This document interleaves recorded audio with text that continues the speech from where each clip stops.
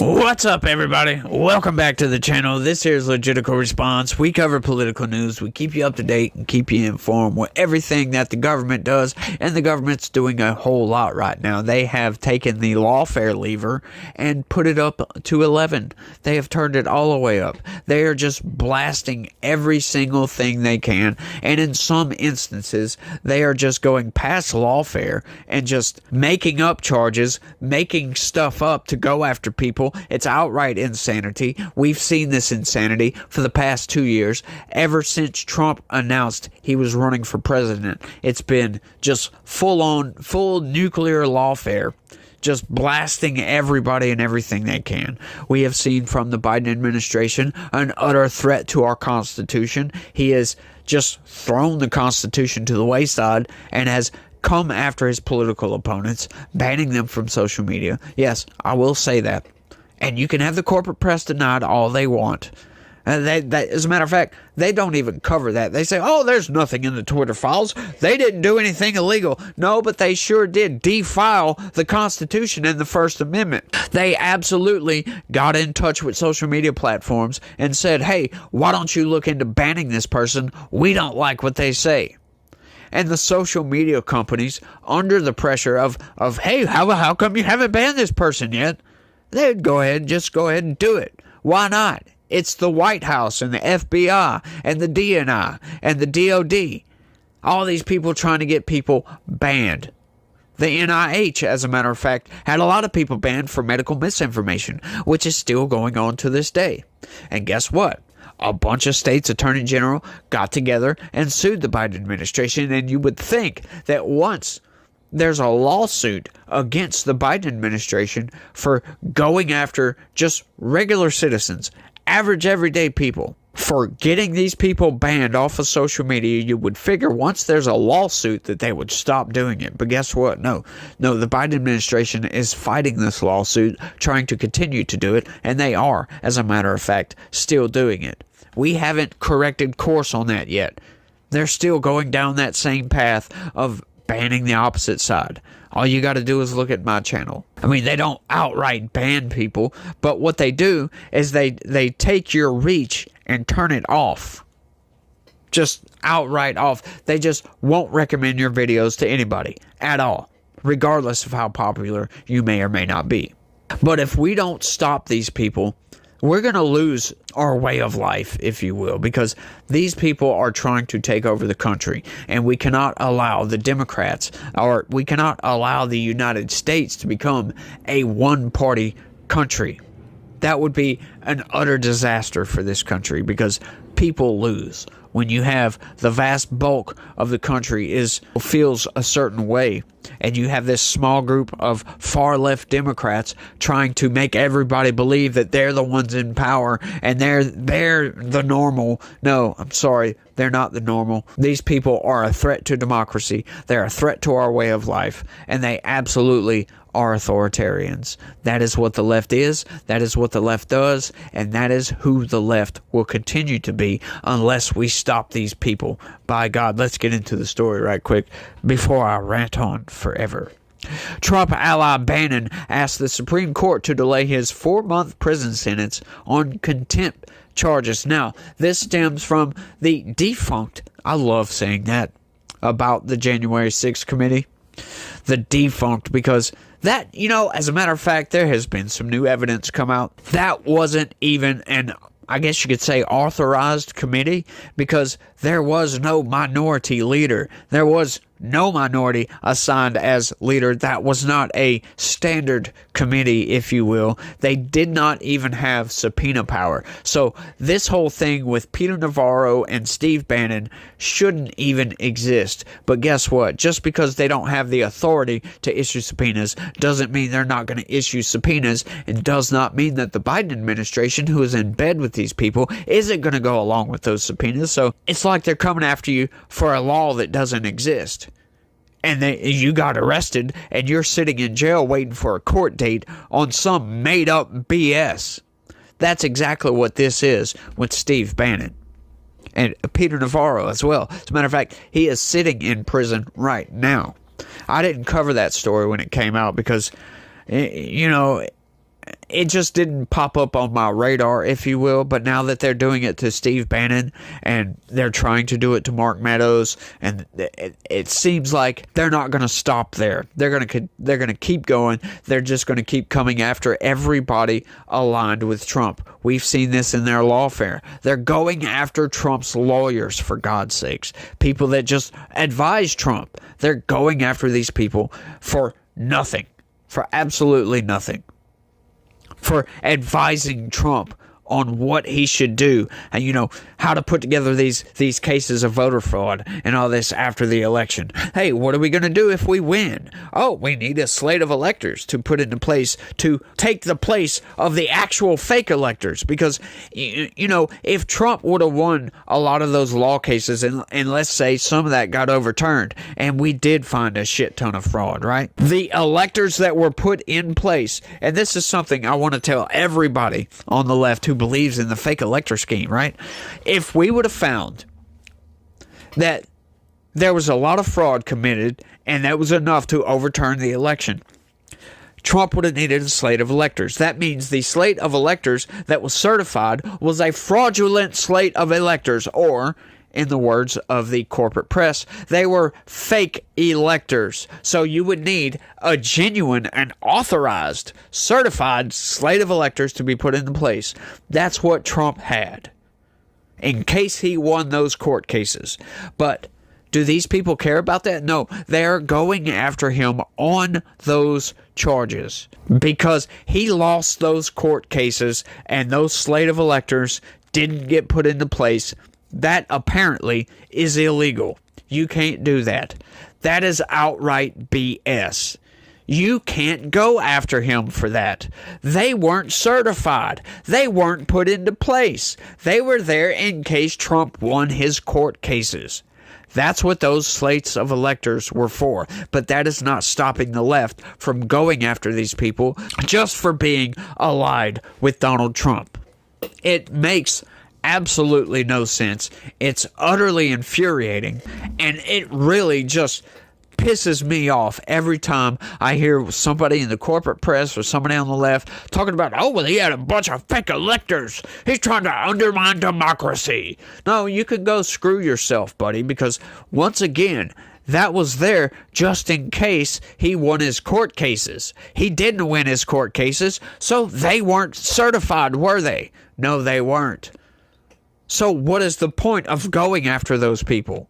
There is no point. Not legally, at least. But the point is, don't you ally yourself with Donald Trump. We will come after you as well. That's what their point is. And it pisses me off because guess what? We live in a free country. You can't do that. You can't just make up a charge and go after somebody. That's called prosecutorial misconduct and or malicious prosecution. That is an actual crime you can actually charge people with, and these people will be disbarred and shunned from society, hopefully. But let's get into this story right quick. Steve Bannon, a longtime ally of former President Donald Trump, asked the Supreme Court on Friday to delay his prison sentence while he fights his convictions for defying a subpoena from the House committee that investigated the attack on the U.S. Capitol. The emergency application came after a federal appeals court panel rejected Bannon's bid to avoid reporting to prison by July 1st to serve his 4-month sentence. It was addressed to Chief Justice John Roberts, who oversees emergency appeals from courts in Washington, D.C. The High Court asked the Justice Department to respond to the request by Wednesday, days before the court is set to begin its summer recess. The court denied a similar request from another Trump aide shortly after receiving a response in March. That's Peter Navarro. Peter Navarro is currently sitting in jail for the exact same thing, right? And we're going to get into Merrick Garland is involved with this as well. Bannon was convicted nearly 2 years ago on 2 counts of contempt of Congress, one for refusing to sit for a deposition with the January 6 House Committee, and the other for refusing to provide documents related to his involvement in Trump's efforts to overturn his 2020 presidential election loss to Democrat Joe Biden. Bannon has cast the case as politically motivated, and his attorney David Schoen has said the case raises serious constitutional issues that need to be examined by the Supreme Court. And it does. It raises a lot of issues because Trump had exerted executive privilege over those documents. Now, I've talked about in the past about Merrick Garland just outright refusing to turn over the audio. He should do that. And you know what? Steve Bannon should have overturned this. But it's the simple fact, right? Like they're going after him for the same thing that Merrick Garland has contempt of Congress charges on him. They're refusing to go after Merrick Garland, but they went after Steve Bannon and Peter Navarro, right? Supposedly Biden asserted executive privilege over the audio. Well, guess what?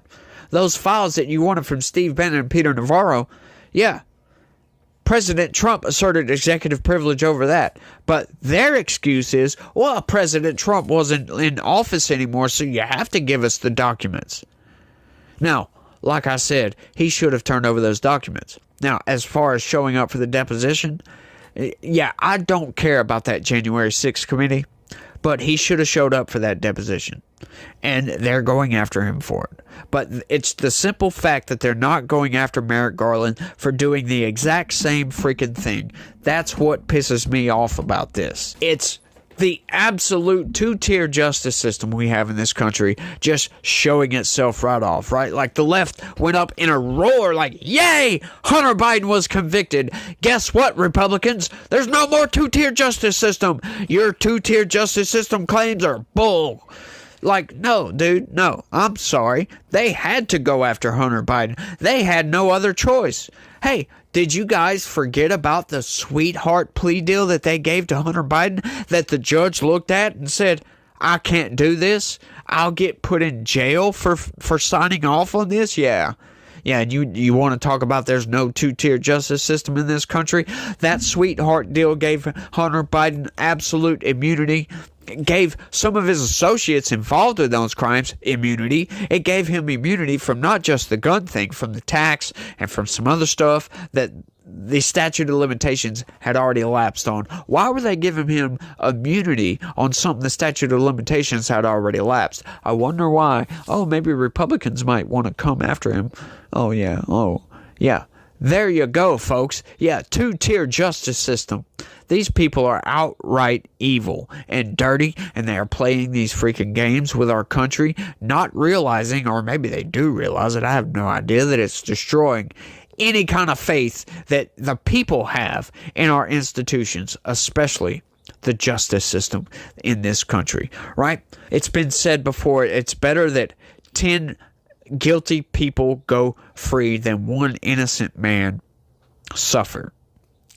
And that speaks to something much deeper than what it is on its face, right? If people don't have any faith that they go through the justice system, if they're truly innocent, that they'll get found innocent and let go, right? If they're going to get arrested for doing a crime that they didn't commit and go to jail and have to serve time, where is the faith in the system? Where is the incentive not to commit a crime if you're going to be charged for a crime you didn't commit? You know, where's the incentives to not commit any crimes at all if you're just going to get thrown in jail anyway?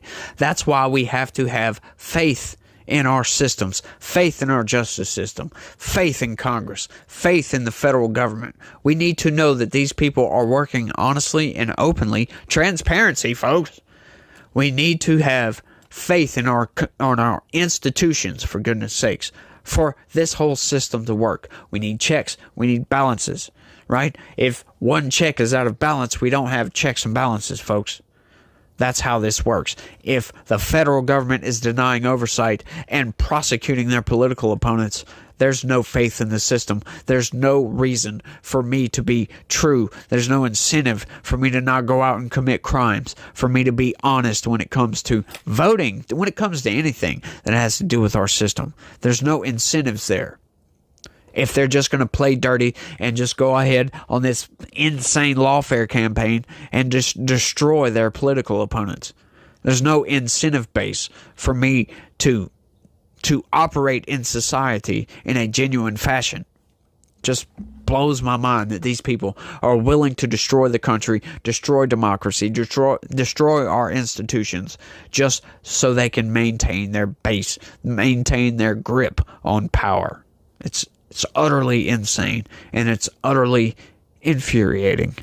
If Bannon goes to prison next month, he will likely have to serve his full sentence before the High Court has the chance to review those questions, since the court is due to take its summer recess at the end of June, attorney Trent McCarter wrote in his emergency application. His lawyer says the former advisor didn't ignore the subpoena, but was still negotiating with the congressional committee when he was charged. His previous attorney told him that the subpoena was invalid because the Republican former president has asserted executive privilege, and the committee would not allow a Trump lawyer in the room. What? That is outright insane. He's going to tell these people he exerted executive privilege on this document, on these things, right? And they're not going to allow the Trump lawyer to come in to prove it. That's nuts, y'all.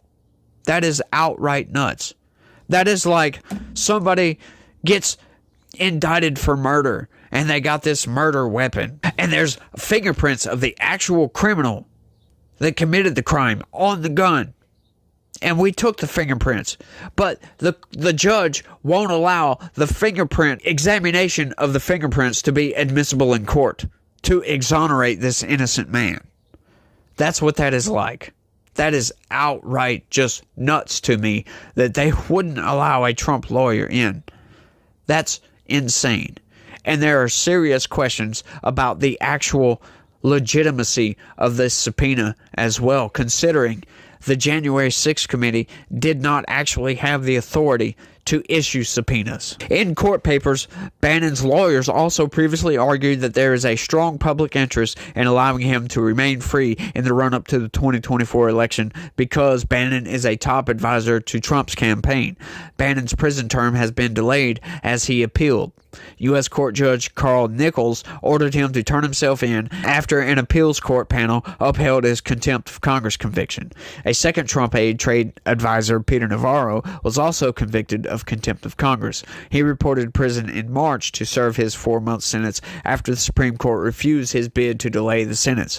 Courts have rejected his executive privilege argument, finding Navarro couldn't prove Trump had actually invoked it. All you got to do is go ask Donald Trump. Of course, Donald Trump is going to say, yeah. Bannon is also facing criminal charges in New York State Court alleging he duped donors who gave money to build a wall along the U.S. southern border. Bannon has pled not guilty to money laundering, conspiracy, fraud, and other charges, and his trial has been postponed until at least the end of September. Yeah, these people, just the lawfare against these people is insane. They started building that wall. Guess what? Joe Biden, when he came into office, he shut it down. So what the hell are they talking about? I might have to look into that case, because that sounds like a bunch of fraud to me. But it's funny. It's like, we got exonerating evidence over here. Well, we're not going to allow that exonerating evidence. Like, what? As a matter of fact, I was reading a story earlier on this where I think it was Marjorie Taylor Greene and Thomas Massie were talking about introducing a bill to Congress to rescind the subpoenas from the January 6th committee, because they can do that. Don't know why the hell they haven't done that. What in the hell is wrong with these people? Why didn't they think of that months ago? Why didn't they think of that a couple of years ago? And why are they doing that just now? Why didn't you do this a while back? So once again, you get aggravated with Republicans for not having a spine sometimes. But, maybe they just didn't think about it. I sure didn't think about it. Of course, they're the ones that came out and said that the January 6th committee wasn't an actual authorized committee. They didn't have the authority to issue subpoenas because they didn't have a minority leader on that committee. This lawfare, these people, just blows my mind. But I want you to let me know what y'all think about all this down in the comment section.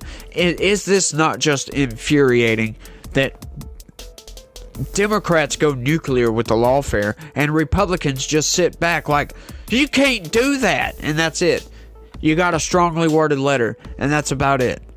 It's outright insanity. It shows you the fecklessness, I guess, of Republicans, of the inability or just unwilling to stand up, show some spine, and do something about it. You only have a handful, and they can't do it all, folks. But at least these people are trying. Some people are trying. But y'all let me know what y'all think down in the comment section. That's all I got for this one. I want to thank everybody for watching. And y'all try to have a good day and stay legitical. Peace.